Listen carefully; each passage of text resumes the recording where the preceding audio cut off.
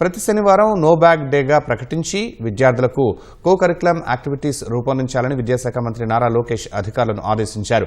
పాఠశాల ఇంటర్మీడియట్ విద్యపై అధికారులతో మంత్రి సమీక్ష నిర్వహించారు. పాఠశాల విద్యలో గత వైసీపీ ప్రభుత్వం తీసుకువచ్చిన జీవో 117 ఉపసంహరణపై ఆయా జిల్లాల కలెక్టర్ల ఆధ్వర్యంలో క్షేత్రస్థాయిలో వచ్చిన అభిప్రాయాలను, సూచనలను అధికారులు మంత్రికి వివరించారు. ఆయా సూచనలను పరిగణలోకి తీసుకుని ఏ విద్యార్థి డ్రాపౌట్ అవ్వకుండా చర్యలు చేపట్టాలని మంత్రి స్పష్టం చేశారు. అతి త్వరలో చేపట్టబోయే ఉపాధ్యాయ బదిలీ చట్టంపై ఉపాధ్యాయులు, సంఘాల నుంచి అభిప్రాయాలు సేకరించాలని సూచించారు.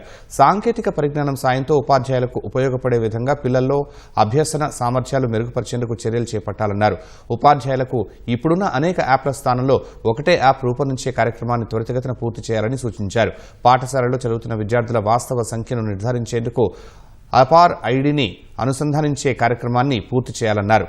ప్రజాభిప్రాయ సేకరణ కోసం అతి త్వరలోనే AP model of education blue ప్రింట్ను సిద్ధం చేయాలని అధికారులను ఆదేశించారు. ఈ భేటీలో పాఠశాల విద్య కార్యదర్శి Kona Sasidhar, director Vijay Ramaraju, intermediate education director Shrimati Kritika Shukla, Samagra Shiksha SPD Srinivasarao తదితరులు పాల్గొన్నారు.